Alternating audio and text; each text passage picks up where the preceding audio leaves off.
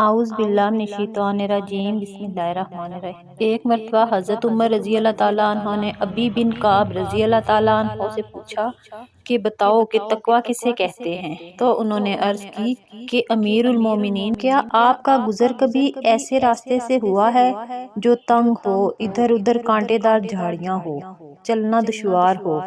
تو حضرت عمر رضی اللہ تعالیٰ عنہ نے فرمایا، ہاں ایسی جگہ سے گزر ہوا ہے۔ تو انہوں نے پوچھا کہ آپ جب اس راستے سے گزرے تھے تو کیسے گزرے تھے؟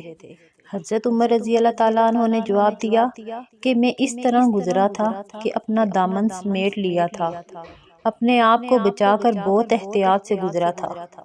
تو حضرت ابی بن کعب رضی اللہ تعالیٰ عنہ نے فرمایا کہ بس اسی کا نام تقویٰ ہے، کیونکہ دنیا بھی کانٹوں بھرا رستہ ہے، کہیں بد نظری کے مواقع ہیں تو کہیں کانوں سے گانوں کی آواز ٹکرا رہی ہے، کہیں کفر کے کانٹے ہیں، کہیں شرک و نفاق کے کانٹے ہیں۔ یہ سب روحانی کانٹے ہیں، ان سے بچ کر چلنے کا نام تقویٰ ہے۔